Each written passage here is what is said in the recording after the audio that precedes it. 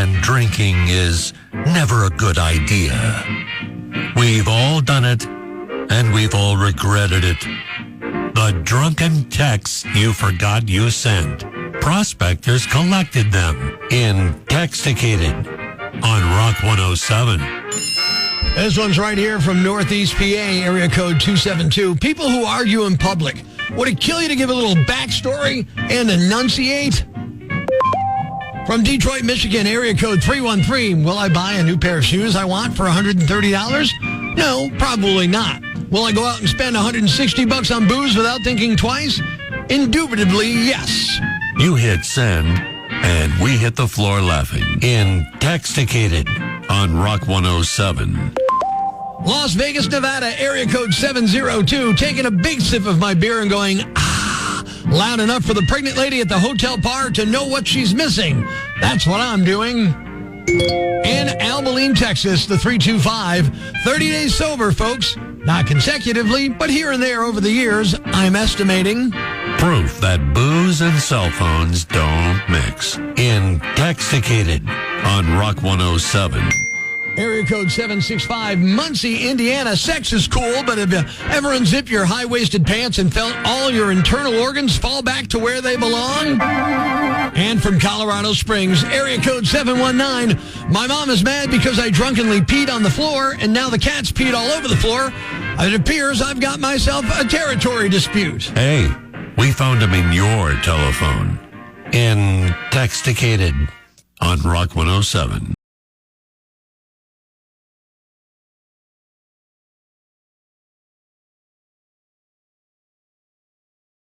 And it is time to play America's fastest growing radio game, Classical Rock, on Rock 107. Good morning, it's Prospector Show.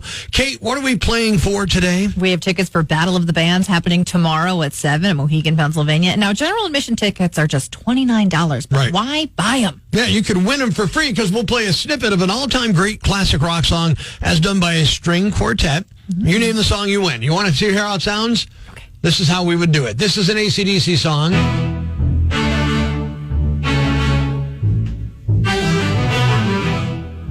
That might be the easiest one ever, right? Yeah, Back in Black. It sounds so nice. Here's another great, easy version of a classical rock song. A rock song as done by a classical string quartet. You know it, you could win.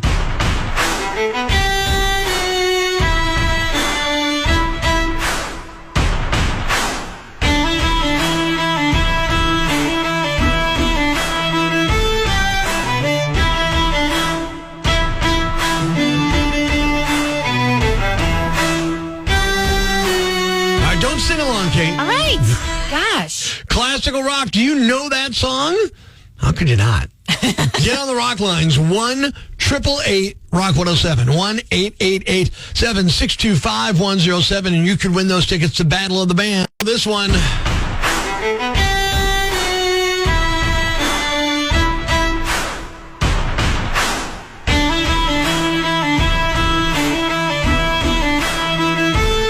It's easy, right, Kate? Oh, yeah. Dylan on the rock lines. He thinks it's easy, too. Dude, what's today's classical rock song on Rock 107? Queen, We Will Rock You. It was too easy, wasn't it, dude? Yeah, this morning was. Sometimes they're tougher. Today, easy peasy. Congrats, Dylan. You're going to Battle of the Bands in Mohegan, Pennsylvania. You're a winner from Rock 107. All right, thanks a lot. And we'll have more games and more tickets for something else next week. Yeah. We're not allowed to talk about yet. I know. But it is an iconic performer. I'll say that much. The classical rock song, The Way It Should Be Heard. Violins are gone, guitars are in. It's Queen, Rock 107.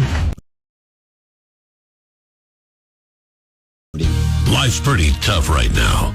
There's plenty of bad news, but it's not all bad. It's time for the brighter side of Prospector on Rock 107. A high school senior in Minnesota is in the news after going way above and beyond. He's a cashier at a Walmart near Minneapolis, and an old lady's card was declined, so he reached into his own wallet and paid for all her stuff. The total was around $80. He's already been paid back, and a customer in line behind her was so impressed they started a GoFundMe for the man, which last I checked was up to over $9,000. Thanks. We needed that. The brighter side of Prospector on Rock 107.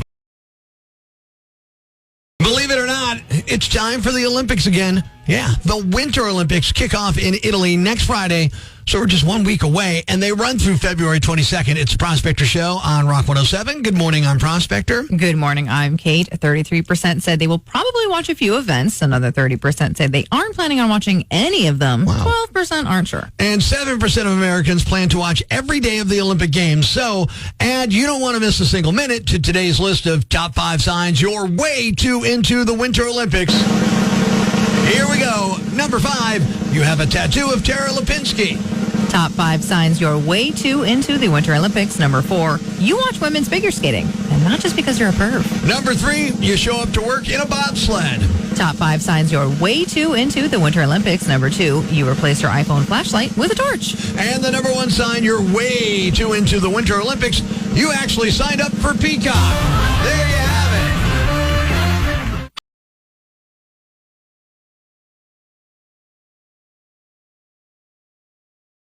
The following rant may cause you to pull your hair out, scream at the radio, punch the dashboard. Complaints should be addressed to loudmouth at rock107.com. Hey, I'm Rock 107's Prospector, and here's what's got me jacked. Jessup, Pennsylvania. Lovely place. Nice people. Solid town. And now they've decided to debut their own weather-predicting animal. Because apparently we all woke up one day and said, you know what this state's missing? More rodents with opinions. I mean, honestly, how many animal weather forecasters do we need? We've got Punxsutawney Phil. We've got off-brand Phils. We've got Phils with accents. I mean, at this point, PetSmart is one press conference away from announcing a hamster with Doppler radar. And it's bad branding. I mean, I thought this was basic common sense, but if you're not first, you're last. At least when it comes to owning a position in somebody's brain. The position of weather predicting animal is already owned. Punxsutawney Phil already won, locked it down years ago. They planted the flag. They said, Groundhog Day, ours. You don't just roll in a century later and go, hey guys, we got a furry guy who pops out of a hole and squints at the sun too. But now Jessup's unveiling theirs like it's a bold innovation. They've got a name, they've got a ceremony, they got a couple of people clapping like, yes, finally, another winter prediction we won't listen to. And look, I get it. Towns want traditions. They want attention. They want something to put on a banner. And they're having a party. And I like that. And I hope it goes well Sunday morning. But copying someone else's thing and acting surprised when people compare it, that's like me saying I'm starting mine in Super Bowl. Same day, same rules, but mine's in Drums, PA. Wait. I think I will start something. I'm going to launch a St. Ubaldo's race in Uniondale. We'll run through Uniondale carrying statues, screaming, tripping, barely surviving, and see how Jessup likes it. See if they like it when someone usurps their thing. Oh, wait, they stole that idea, too. That race came from Italy. But hey, at least they were the first in America to do that one. Jessup, I'm not mad. I'm just confused and slightly concerned we're 5 years away from Dunmore debuts its own eclipse. Here's the truth. You don't need a groundhog to be a great town. You're already a decent town, Jessup. But if you're going to add a rodent, at least have it predict something useful like road construction or potholes. I'm Prospector. I'm for the people. Who's with me? I gotta go crazy, man. Ever see the crazy guy screaming at the wall outside the Times building? Where does this rage come from, my son? Tweet us with #IFoundProspector and we'll come and get him. Prospector, mornings on Rock 107. World of misdeeds. Nominee number 1. Ever think your roommate got weird with the chips only to find out someone actually used your queso as home decor? That's what police say happened in several houses near Coastal Carolina University.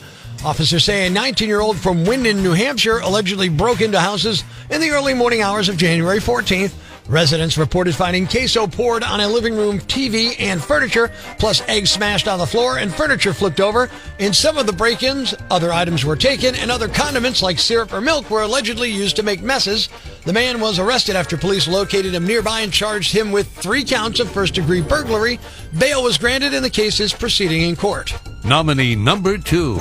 If you've ever worked in law enforcement or did it long enough, you may believe you've seen everything, especially if you work in Florida, but this criminal in Pennsylvania is a true original. A man in Pittsburgh allegedly stole a $30,000 full-size harp last week, the large musical instrument, you know what I'm talking about, and they took it to the riverbank, removed his clothes, jumped into the river, and then started struggling in the water, Police were called. Rescuers were able to pull the man to shore and get him medical care. He's at the hospital and in stable condition. The harp sounds like it's also okay. Thankfully, the guy didn't jump in with the harp. Police are investigating, and they're also pursuing charges related to the stolen harp once they figure out what the heck was going on with this guy. Nominee number 3. Snowplow drivers across the United States have been working hard the last few days. Nice to know that they're appreciated. Some idiot fired a gun at a snowplow that was clearing roads near Kansas City the other morning. Thankfully, the driver wasn't hit. Cops haven't released a ton of details, but it sounds like it could have been a road rage thing. It's not clear if the guy thought the plow was going too slowly or what. It happened around 9 a.m. in a town called Parkville, Missouri, just north of Kansas City. He was in a black SUV and fired multiple rounds, then sped off. Cops eventually tracked him down in the city about 15 miles away and arrested him. He admitted that he shot at the plow. Nominee number 4. Driving drunk won't get you into the Florida Man Hall of Fame, but this might. Cops in Florida arrested a 60-year-old guy last Friday after he refused to pull over even after his car caught fire. They got multiple calls about a flaming car speeding down the highway. Witnesses said the driver did initially stop, but then hopped back in the vehicle and kept going with heavy smoke pouring out of the car. Eventually stopped a second time, and by then there were actual flames. That's when he took off again. One of those stops started a small brush fire on the side of the road, and firefighters got there before cops did. 60-year-old Patrick Rinaldi eventually pulled his car over once the flames got too big. Turned out his wife was also in the car, and she barely managed to get out in time. They realized he was drunk. He claimed he'd only had one beer, but there was a bottle of booze on the floor in the car. The local sheriff joked that in their line of work, that's what they call a clue. He's facing charges for drunk driving and refusing to take a DUI test. And the winner is... The man who stole a full-sized harp, jumped into a river, and needed to be rescued. You are the Yam Bag of the Week.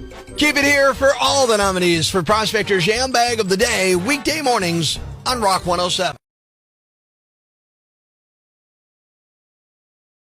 Thanks for listening to Prospector's Prime Cuts podcast. Be sure to catch us live weekdays from 5:30 to 10 a.m. on Rock 107 or online at rock107.com or the Rock 107 app powered by Vape Dragons, a free download for your Android or iPhone.